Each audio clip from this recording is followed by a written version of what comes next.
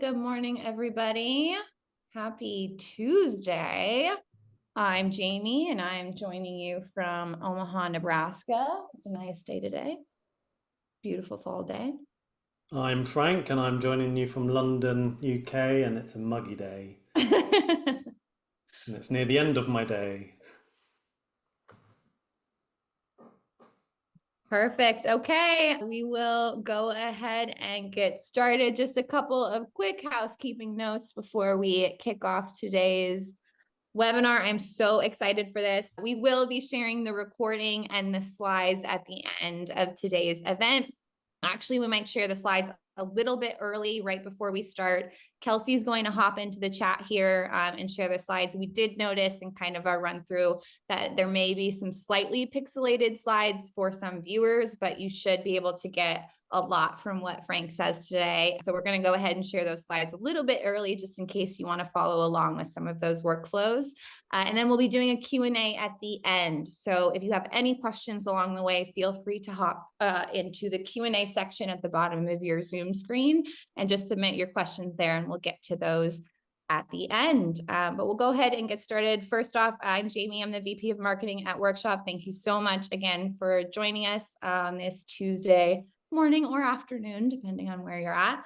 I'm so excited to welcome Frank Dias today. When we initially talked about this topic, I think Frank was my number one choice for it. It was an easy call, but all in all, when it comes to AI and internal comms, I think from Workshop's perspective, we're really excited to move the conversation away from a lot of the doom and gloom and uncertainty about AI. And we're really excited to not focus so much on the idea that AI might be coming for our jobs or some of those things, but really practically, like, how can we apply it? Are there little ways we can embrace it? And I think in all of our trends reports and things like that we publish, we're seeing that shift as well for internal communicators. So we're really excited to bring you Frank today. He is the Internal Comms and AI Chief Explorer for AI by Comms Lab. Again, no better person to be tackling this topic. And we're really excited to just really share some of those practical interpretations and Frank's expertise. So we're really honored to have him here with us today. And I will go ahead and let him take it away from here. Thank you very much, Jamie, and thank you to everyone as well. Just to quickly state what Jamie's just said. We've seen that some of my slides, some of the words might be pixelated for some of your viewing. So they're going to share the PDF, and then you'll be able to see a higher quality version of some of my slides. So I'm going to apologize from the beginning if some of the slides aren't quite as clear as they should be.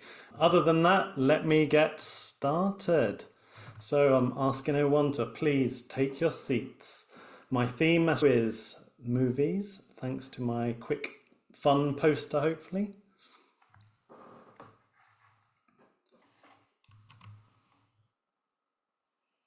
Let's get started.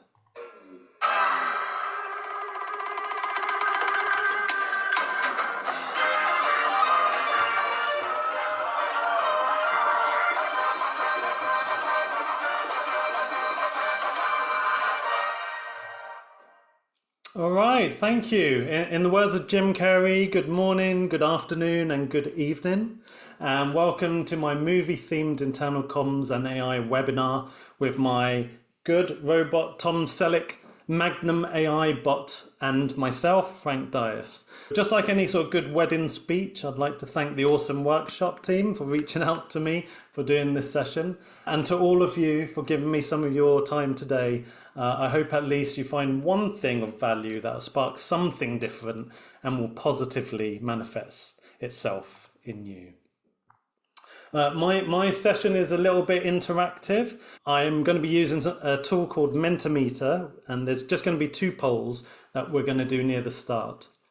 So hopefully most of you are familiar with Menti, but if not, please take out your phone or open a new tab in your browser or scan the QR code and then head to menti.com, menti.com, and use the code 747 400 57, and then I'll let you know when we'll be popping to the polls. as well. So I'm just going to leave that on screen for a little while, get you all ready. And you should see a screen with, oh, thank you for using the thumbs up button. I can see people seeing the instruction screen, so that's great. I'll leave that on for a little bit longer.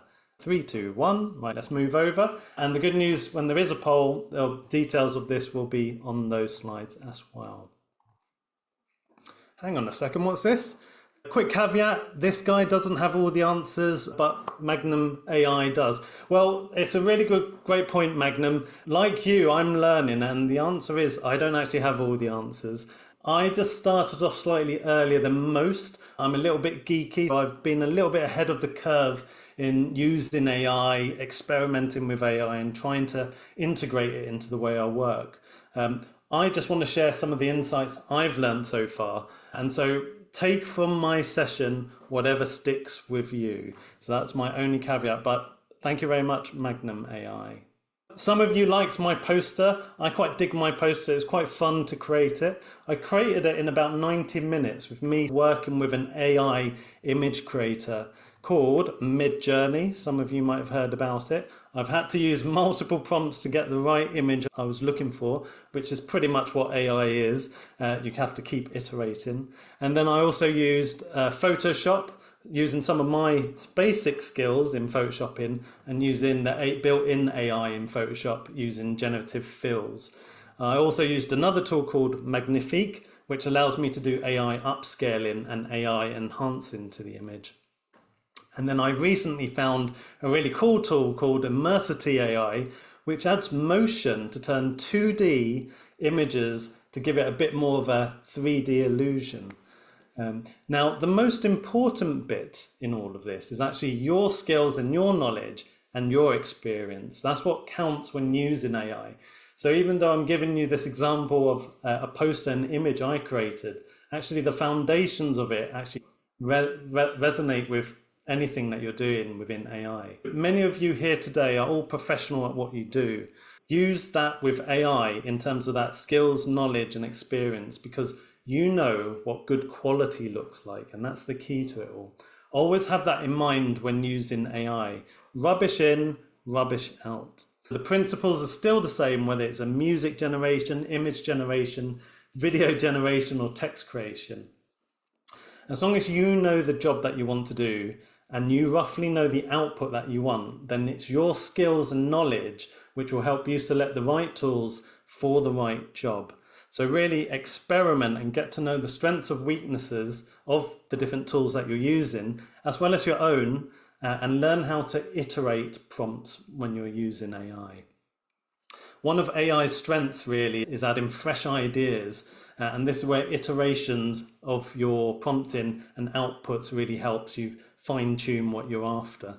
At the end of the day, we're all the shape of the sum of the learnings that have made us who we are today. So we have our own biases, our own silos, and our own ways of how we do things and how they should be done in our mind. I just really wanted to convey fun to AI, which is why I started off with a poster. It's something definitely to marvel at in terms of the tool that we have here. And we've never really truly seen such magic before.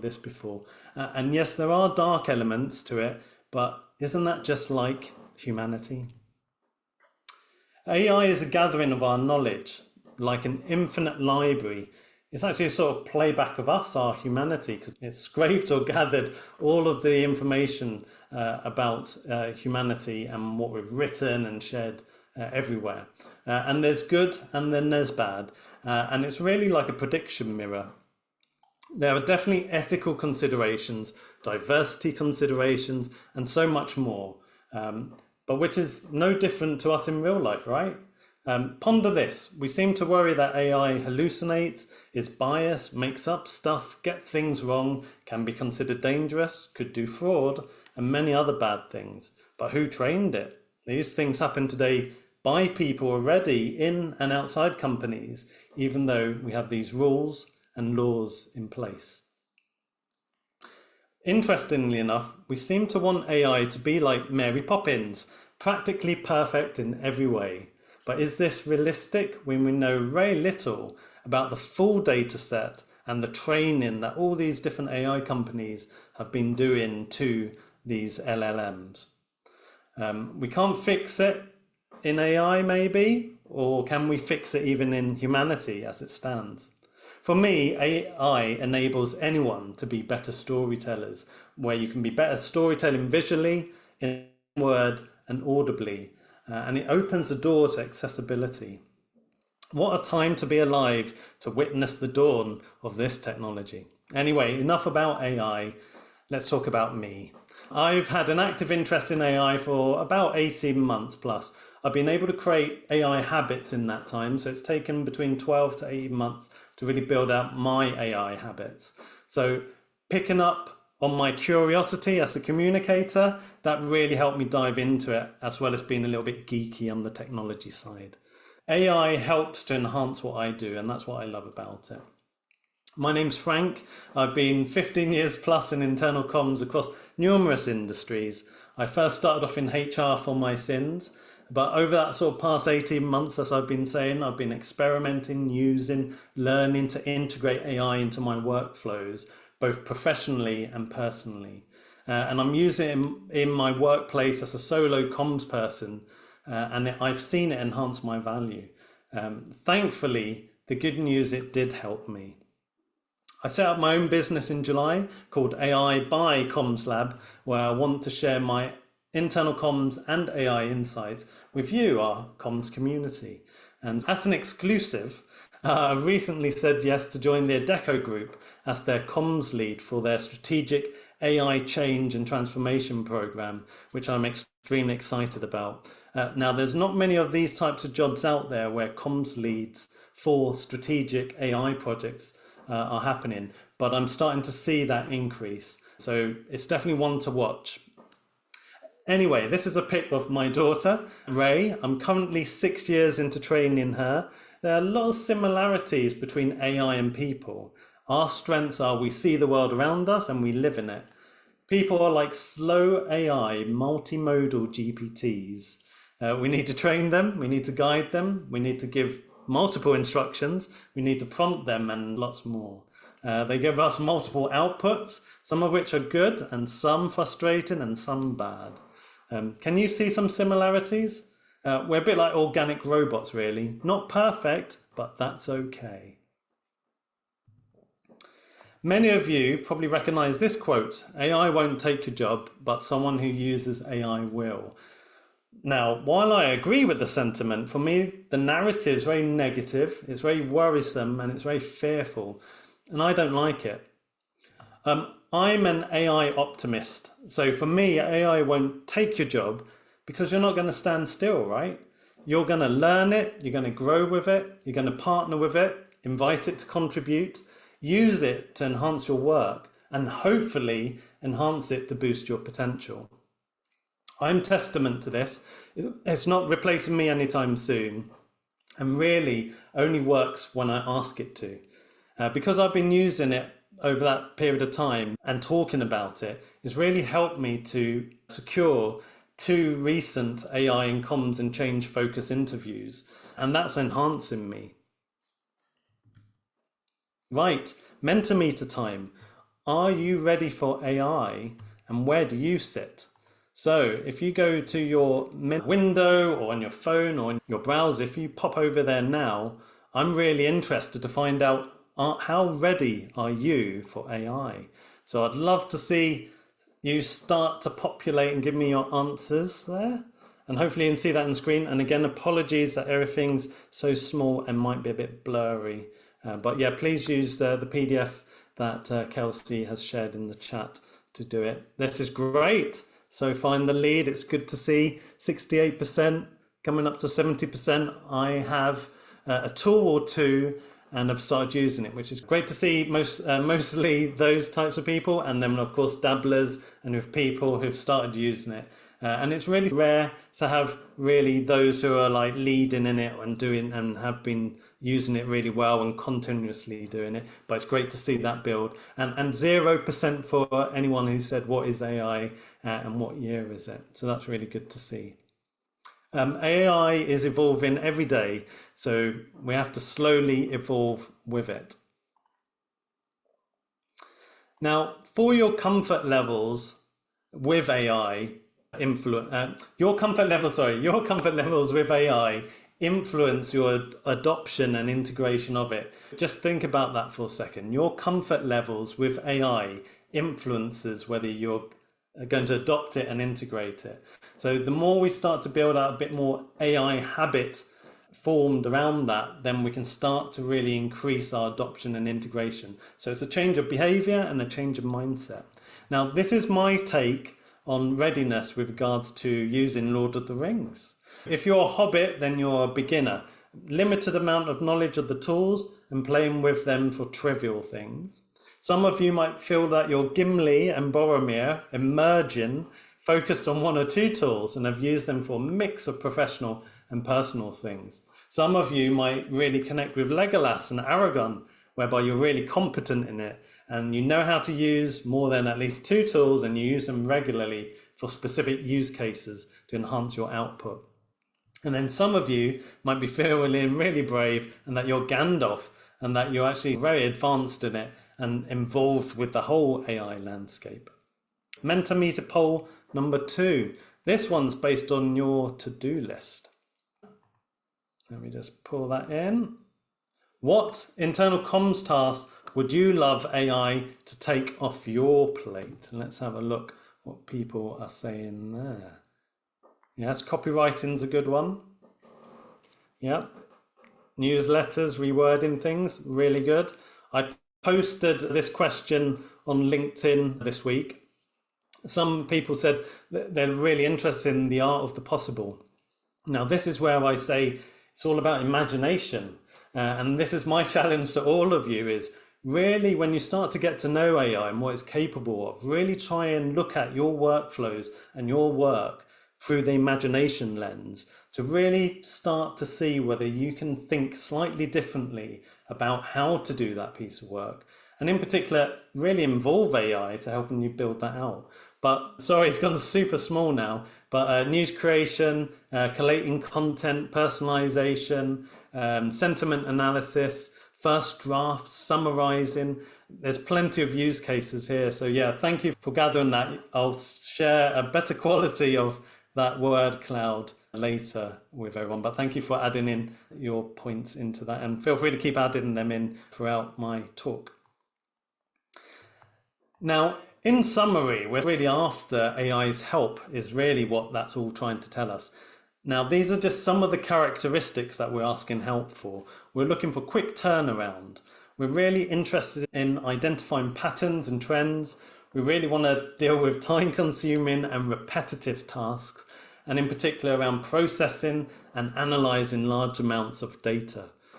Why are you doing all of these things?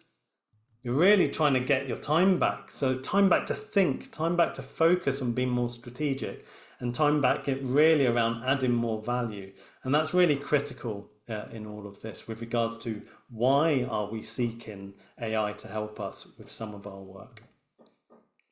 But what's the secret sauce? And for me, the secret sauce is all linked to AI integration and adoption. But where do you start? It's the sexy stuff. Understanding your workflows, tasks and processes. For me, in what I've learned in the last 18 months, is the first step to really building out your AI habits and really looking at it from a professional angle. Now, I've got two areas around this workflow that I'm looking at. One is context assessment, which basically means asking yourself, do you know what you're doing to do said job?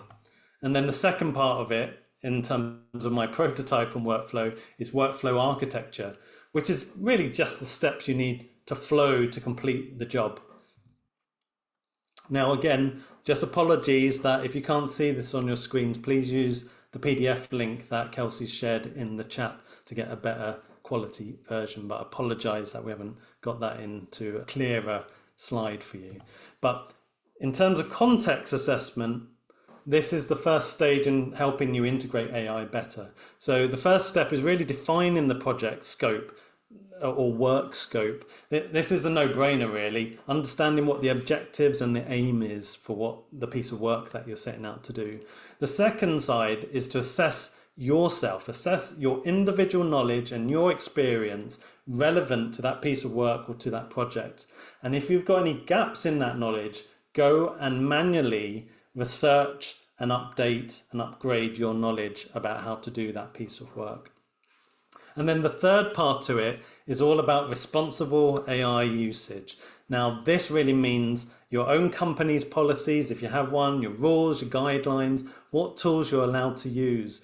And that also then breaks it down into that we actually have to start thinking slightly differently when we look and use AI in our work, which is ethical considerations, data privacy and security, and also bias mitigation as well. So really check yourself really around when you are using AI. Just bear in mind these topic areas about being transparent about your use, really looking at everything with the accuracy checker on it. Really think about cultural sensitivities in terms of the general output, because it depends on how the training has been done with these tools. And really think about fairness and bias. So once you've done that context assessment, then you're good to look at your workflows in a bit more detail. Now, as I've mentioned, this is my prototype. So I've developed 9 steps that you need to sort of take. And really, I can fine tune this down to less than 9 steps, really. But this is where I've currently landed on my workflow architecture. It's really looking at a workflow overview so that you map out your entire workflow from start to finish and really start to look at what tasks do I need to do to achieve that piece of work. And then it's diving into those tasks and really trying to break those tasks up and really define what those tasks are about. And the third step is really developing the processes behind that task to accomplish it. What are the step-by-step procedures that you need to follow to get that task done? And then at number 4, it's AI tool evaluation. So understand what approved AI tools you're allowed to use. Really think about their strengths and their limitations, and really try and understand how could it help you in the task that you've defined. And then at number 5, it's really around trying to understand and trying to tag those tasks with either person-owned components or AI augmented components, and in the future, AI automation components to think about. But at the very beginning, we're just trying to delegate what tasks should be person-owned and what tasks can AI help and augment and enhance the piece of task that you've got in hand. The next one is really around delegation and assignment. So delegating the right people or the person and the AI to said task and really trying to look at the responsibilities. And then really the next one after that is workflow execution. Let's get started in terms of making that happen. And really important here, if you are using AI, really make sure that you're doing quality control checks on a regular basis, particularly around outputs and looking at gathering stakeholder feedback, but in particular human oversight in terms of the outputs. And then the final one is your final delivery and really around reflection on what the output has been and also how could you improve it in future. And again, like I said, hopefully you can see the PDF, that's a clearer picture, but you'll get this in an email as well, a copy of my slides afterwards as well. So apologies once again if it's quite pixelated for many of you. I'm just going to take a quick sip. Now that I've taken you through my prototype, what could that flow look like? So this is just a quick example of what that could look like. So break down your workflow, define the tasks. Once you've defined those tasks, start to identify them, really look at the processes behind each task and look at it from a step-by-step basis. Really try and then think about assessing that task.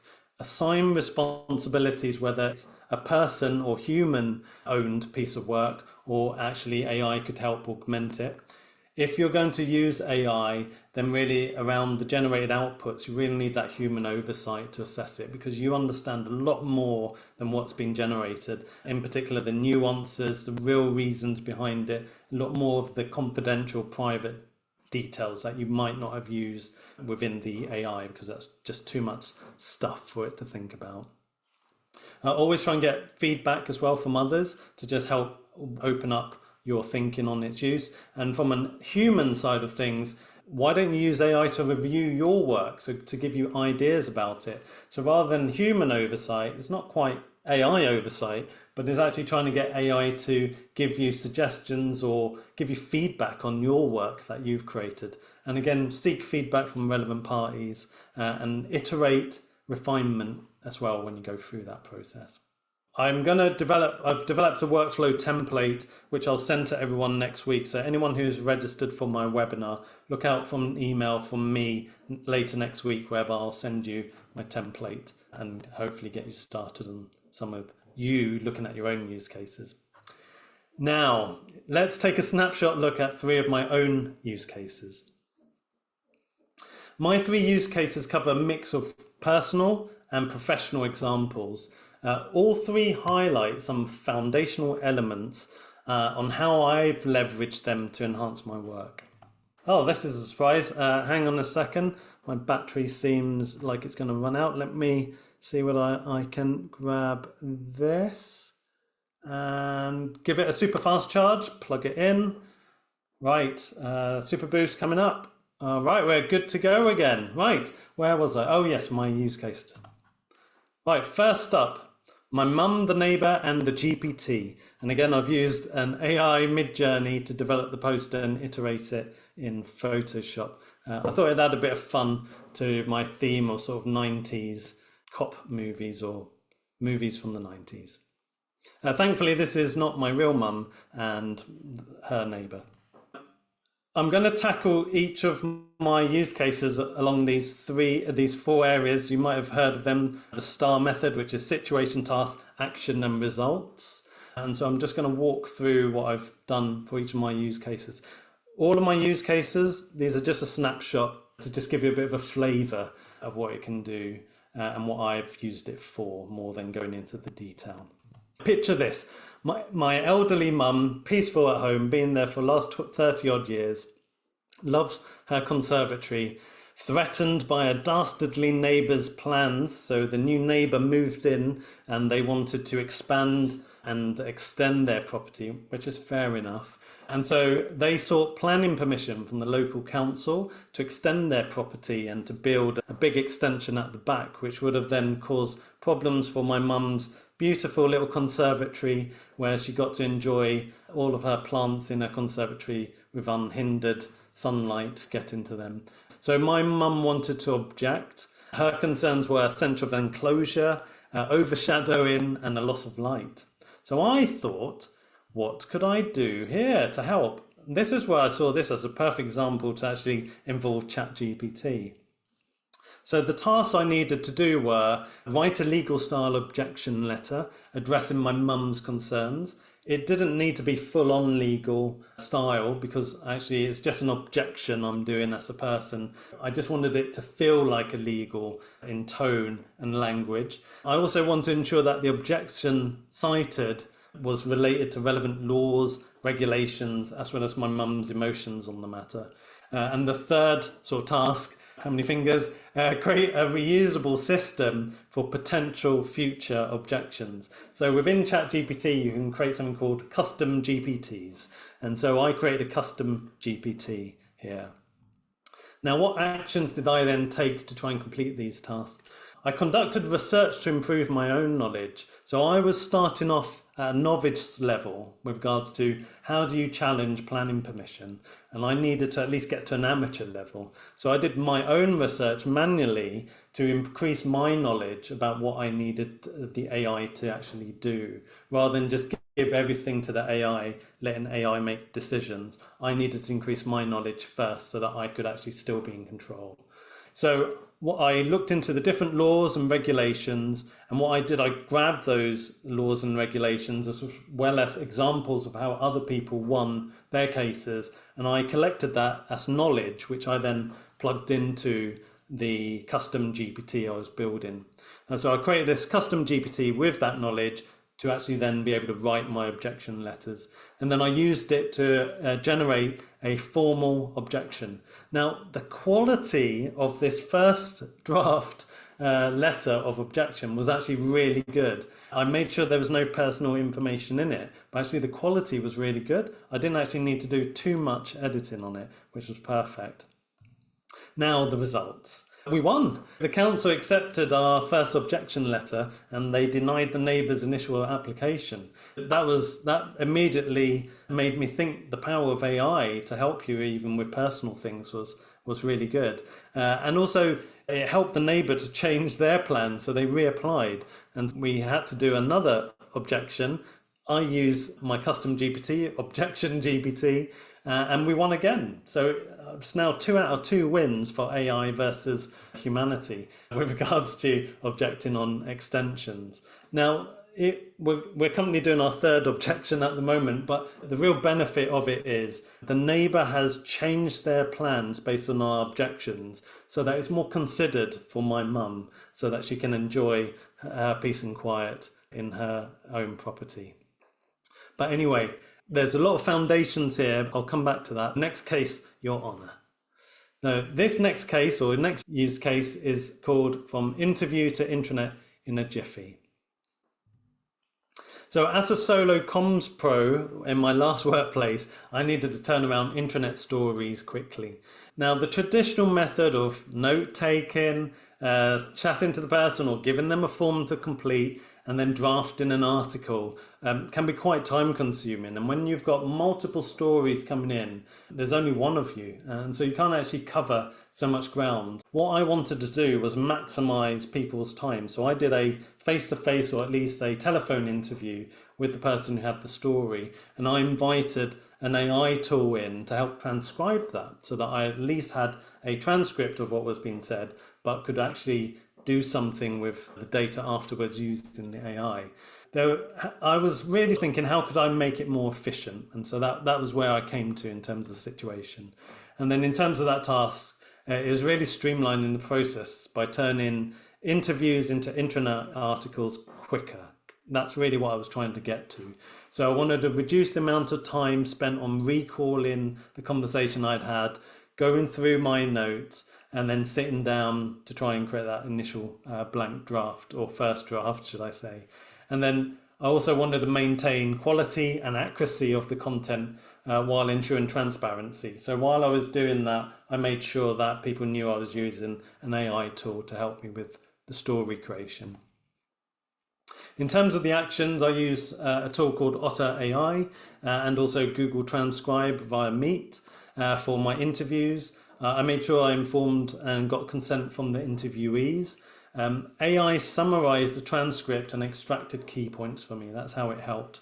And then I engaged in a conversation with the transcript, which basically brought back to life the transcript, and being able to actually have the sparring partner with to really shape the story that I was looking at was actually a real big time saver there.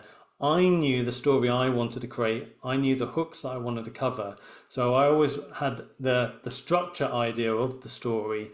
AI just helped me to piece together certain elements of it that I could then take offline and complete as a complete story to then share with the interviewee. And then my final point here, really, I made sure that I deleted the recordings after use because I didn't need those. And then in terms of the results, reduced time from interview to draft to about 2 to 3 hours worth of work. It enabled same to next day, a bit like Amazon, turnaround of the first draft to the employee that I interviewed, which was great.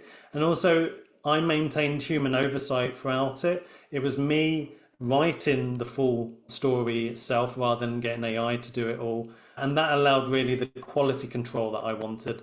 But it helped reduce my stress and isolation by doing it that way as well.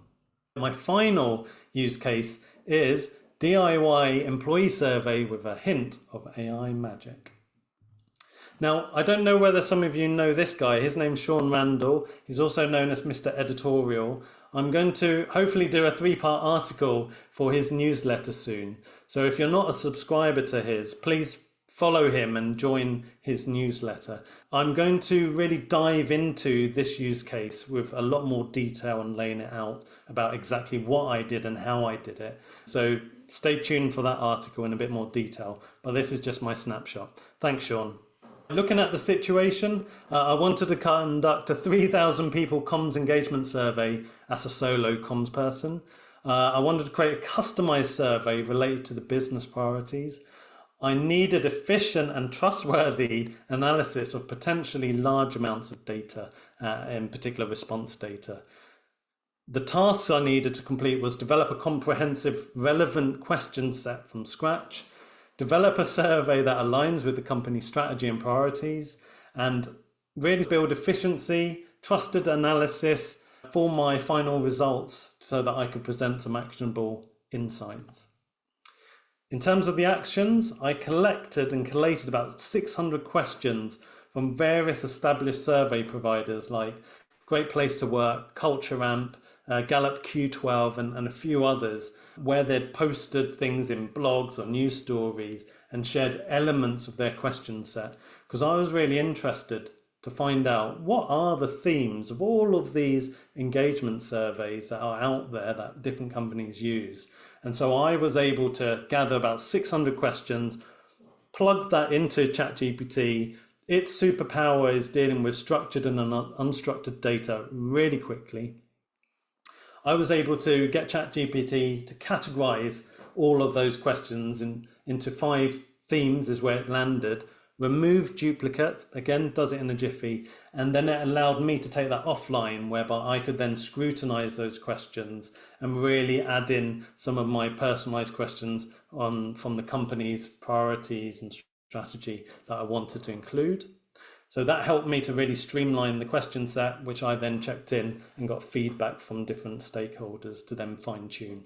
I wrote the comms, I then created the survey within Google Forms, and then I went live with it. I then used ChatGPT-4 with its code interpreter to do that rapid analysis of 12,000 data points. I made sure that I was doing quality control checks throughout that to build out my confidence that actually it was accurate when I was using it. And in terms of the results, successfully created a custom 50 question survey with a 25% response rate, which was good for this company I was working in. It was our first major survey that we were owning. I was able to reduce manual data analysis time by approximately about 2 weeks uninterrupted, and then efficiently produce stats, correlations, trends, more time to do that strategic thinking that I mentioned earlier.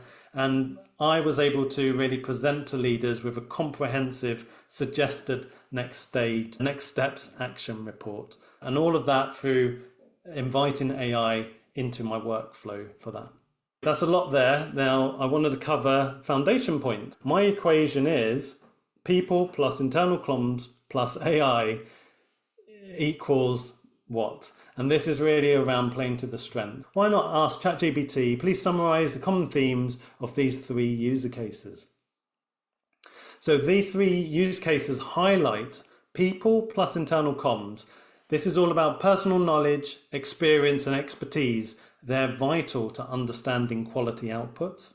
Highlight number 2, internal comms plus AI is really about knowing the strengths of the AI tool that you're using, as well as your own strengths and knowledge to allow you to leverage the greatest value in enhancing your thinking with first drafts, summaries, suggestions, ideas, analysis, feedback, advice, together with iterative prompting, enabling collaboration between the person and the AI tool. And then the final point here is people plus AI, human-centered working with the AI tool, where the person is solely accountable and responsible for making decisions, prompting the right iterations and interaction to develop and shape the final output to be presented. This ensures your ownership, autonomy, and responsible usage. And really, all of this is about understanding your workflows, enabling you to better integrate AI smarter. Now, the good news is we're near the end of my webinar because I want to save some time for some questions, but I also just wanted to pick up two parts, which is what's in my AI toolkit. Now, I break mine up into 6 areas, and the cause of my toolkit is really around writing, analytics, transcribing, and researching. Now, I explore many different tools on a regular basis and do lots of testing on different tools. But the ones I'll just highlight to you as at least try and start to get to know is ChatGPT, Claude. There's a really good product called Boodlebox, which actually is a single platform but incorporates many different models into one package so that You don't have to just pay for ChatGPT separately or Claude separately. You can actually just use Boodlebox to pay once, which is the same price as individually. And actually, you could just use Boodlebox as a way of using your AI. I would also recommend a transcriber. I used Otter AI and have been using Otter AI for quite some time, but I really like one called Limitless at the moment, which I'm using. And then the final one is around researching. So Perplexity, if you haven't know about Perplexity, go and look up Perplexity because it's the best at really focusing your search that you're after. Oh, and a quick point from Magnum AI, watch out for those costs because they can get you. They hook you in with the free, but then you start to pay for some of the premium services. Just be careful of how that can add up across all of those tools. And then my final one really is my 3 takeaways in terms of your mission, if you decide to accept it, is to build an AI habit. So number 1, these are things that you do yourself. Start incredibly small. Choose an AI agent text tool, select one of your workflows, and invite AI to help you break it into its component tasks. So just choose one workflow, use an AI tool to just really break down the tasks. And that's all you need to do for mission 1. And then for mission 2, again, this is all for yourself. Increase your habit in tiny ways. So start to dive, once you're happy with all your tasks, start to dive into each of them. Share your views with AI by going into the detail for each one in terms of what you think is the detail for each task. And then mention your aim. What are you trying to achieve with this so that AI has some of this background knowledge and context? And then ask for improvement suggestions. Now, this is a great way to use AI rather than asking it to generate everything that you need. Actually asking it to actually critique your thinking helps you to have a conversation with it. And then my final mission for you is really just to share your insights with your team. So start to invite your team to look at doing similar missions. Be patient, stick to a sustainable pace, and build your AI habits together as a team. Regularly talk and share your learnings with each other. And that will start to really help escalate and fast track your learning as well as your team's learning. You'll be glad to know I've finished my main webinar. Just a quick plug, AI ecosystem is overwhelming, as we know. Over 50,000 plus AI companies so far across countries and industries. AI tools and news is constantly appearing with no end in sight. Please follow me on LinkedIn, Smack. That's what my profile picture looks like. Follow me on LinkedIn. I want to try and help as many comms people learn about internal comms and AI, so I'll be sharing as much as possible through my LinkedIn post. I'm trying to be a bit of an AI educator as well as an AI filter for internal comms.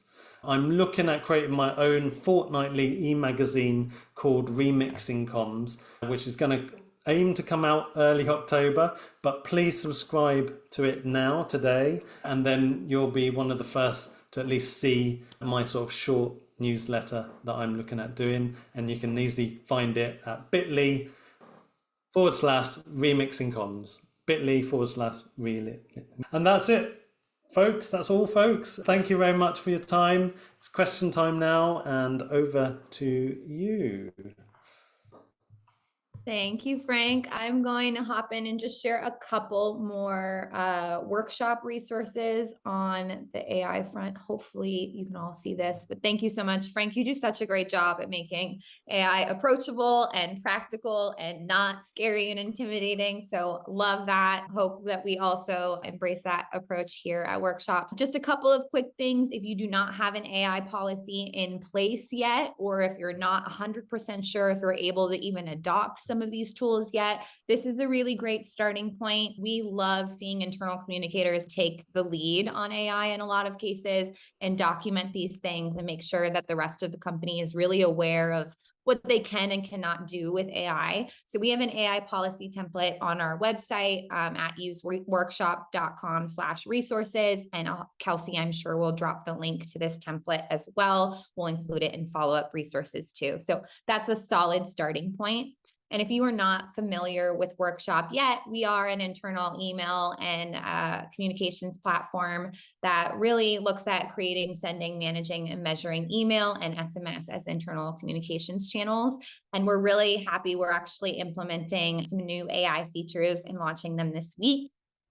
We've already had a couple, but we're adding a few more. So we're adding some AI content tools, and similar to some of the approaches that have been shared here today, they aren't just like generative content. They aren't just like chat GPT shoved into the into the product by any means. These were prompts that were really built by our team and refined by our team based on best practices and what we see really work really well in these areas. So we've added some content generation tools to help people generate subject lines, preview text for email. And then we also have this great feature called cross-posting, which allows you to share those emails on all of your other kind of internal communications channels. So we integrate with Slack, SharePoint, Teams, all that good stuff. So your cross posts can also be generated and summarized with AI too. And all three of those are instances where I know I don't love writing subject lines all the time either. So being able to have a starting point for some of those and to just take a look at the copy that is in your email and generate some of those is fantastic. And then other AI tools that we have within the product already, we have stock images. So you're able to generate stock images based on the content that you put in your email. So you don't have to go hunting for something out the gate. You're able to get suggestions based on the content of your email. And then our translation is AI powered as well. All of those, we have some people that opt out of all of them and they're not able to use AI, but we have a lot of customers who really are embracing this, similar to all of you. So it's really fun to continue iterating and adding to these. So those are all launching this week. And yeah, I think that's all I have on my front. We're ready to jump into Q&A. Please feel free to add. There's a Q&A section at the bottom of your Zoom screen. Add more questions there. We're going to jump into them. I know I've got a list from the chat as well. Lots of great questions for Frank already rolling in. Yes, some really good ones. So I'm happy to dive in and try and get through as many as possible. I'm probably going to give relatively short answers to some of these. Like I said, I'm not the expert in this field, but I'm learning it as well. A really good mix of moral questions as well as some others, right? Let's start with the easy ones first. Do I use the free version or a paid version ChatGPT? I'm currently paid version of ChatGPT, mostly because of, at the beginning, I really like the custom GPTs, which is where you can add your own knowledge stuff in and your own instructions to create your own tools just for your needs. And you can make that private, you can make it public, you can share that link with others. And that's what I used to help my mum create the objection GPT for that. Next one, can I comment on Microsoft Copilot? I was testing Copilot out within the last sort of 12 months, comparing it to the other models I was using with ChatGPT, even though Copilot is used in OpenAI as well, so they should be similar, right? Gemini, Mistral, Llama, Claude, there's so many models out there, and I was comparing different prompts, the same prompts across all these models. What I found with Copilot was it was very similar to OpenAI, which you would expect. And because I was using OpenAI or ChatGPT more and was used to it more, I started to reduce my need for Copilot simply because it was pretty much the same. But I recently been talking with different people who are using Copilot, and sometimes the quality is not quite great. Sometimes there's in-house restrictions because most companies have signed off and agreed on Copilot as their main tool. However, Microsoft have just started to integrate Copilot within all their other applications. And this is where I think you'll start to see the benefit a lot more in terms of its integration with its 365 apps. And that's really where I think it will grow. But otherwise, people are creatures of habit, whereby if they don't like something in the company, then shadow IT has always been around. People find the tools that work best for them. So if Copilot isn't the best tool for you, then you'll end up finding and using other tools that helps you. This is where your training in responsible AI usage needs to kick in. So make sure that you do any training that your company gives you on that basis. Starting from the top, how can we help employees and managers understand our jobs or our jobs will still exist with a different focus? You can definitely ask AI this question and ask it to build you a campaign to engage with employees and managers within your workplace to get the best campaign going on that front. So that's my sort of cop-out answer to that one. But yeah, it's all about proving your case. COVID really gave a boost to internal comms because it gave us a platform. What helped me in my last workplace was I made sure I told leaders I was using AI, and that was my transparency. I ended up building a reputation whereby those leaders came to me to ask me to use AI on their behalf to do different research pieces. The proof is in the pudding. Quality outputs that you own and deliver is really what's going to prove your case that there's a greater value in you and your experiences that you have. I talked about ethics earlier. What are your thoughts on environmental impact on using AI regularly? Struggling? Yes, it is a struggle. Yeah, it's completely gone off the agenda for many companies, and all the investment now is getting pumped into AI. So there is a hype cycle with AI. Things I like about OpenAI is they're trying to reduce the amount of compute time, which means the amount of power usage that they're doing. So we're starting to see ChatGPT become cheaper to use, which in effect means that computer power is used less. They're also investing heavily in trying to develop nuclear fusion to try and make more sustainable, more powerful energy. So energy is definitely a thing top of mind for this position. At the end of the day, it's happening with us or without us. Our responsibility is really to try and limit the amount of times we rely on using AI, really try and make sure that you use AI for meaningful things, which are actually going to enhance you. Make sure that you're doing everything you can to be more environmentally friendly and take it as a personal mission for you in that way. So that's how I'm trying to do it with regards to thinking about it from an environmental point of view. Which new tools are you most excited to explore? I think many of you saw Google's Notebook LLM, and in particular its podcast ability. I saw this ability from a different AI app about 6 months ago, and that went under the radar. So it was really interesting that Google LLM's Notebook one really took off, but you can see the power of it. At the moment, I think it's still quite new, but I love the fact that we can take usually quite dull material like your financial report of 2 million pages, and you could turn that into a podcast and the AI would look for interesting angles. But again, hallucinations and anything else that's generated, you need to do real good checks on these things, but that's exciting. Another app I saw, which I loved, and I put it in my toolbox, is called WebSim, and WebSim allows you to create anything in your imagination. So as an example, I created a internal comms 24/7 journo bot in it, where I just put one line, create a journo bot. I want the output to be X. So I wanted it to then generate an article for my intranet based on these criteria of what I want as the template for it to follow. And that's all I put in. And WebSim just created it with a page and everything. It's very much magical technology, but WebSim is a really good one. Confidentiality. The way I've really dealt with confidentiality is this is where human oversight comes in before you prompt the AI.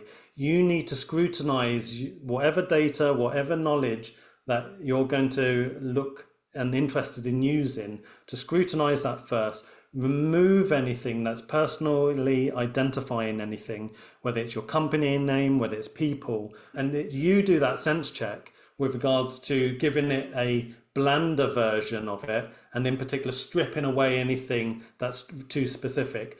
All of this stuff is actually quite general information, really, but it's up to you to remove any of that personal confidential information. So make sure you do that before jumping into an AI tool. You're nervous about giving ChatGPT personal confidential info. Do you know how they use the data we plug into these AI tools? Great question. We should be asking that question on every AI tool that we use. Look it up. They do talk about it. Question them, be curious, look at their FAQs and ask these questions from them. I always try and delete my material once I've used it. And that's been my retention strategy for these things. Have I got enough time, Jamie, for these last three? Let's do one more, just getting approval to explore AI tools. I think that's a great one if you have any. Which one? It can be challenging to get approval to explore various AI tools in a business due to data information security guidelines. How do you manage that? A great question. The first step is really to connect with the right people in the business and find out what their plans are with AI as a starting point. And just make sure that you have that relationship with the right people. None of this stops you from investigating AI personally. AI is just not for company. It's not just for companies, it's for you as well. So you can do your research and understand it more so that by the time the enterprise or the company you're working for is at least caught up with where the flood is going with all of this, you'll at least be informed. So take the missions, do the missions yourself with regards to yourself, and be curious out there.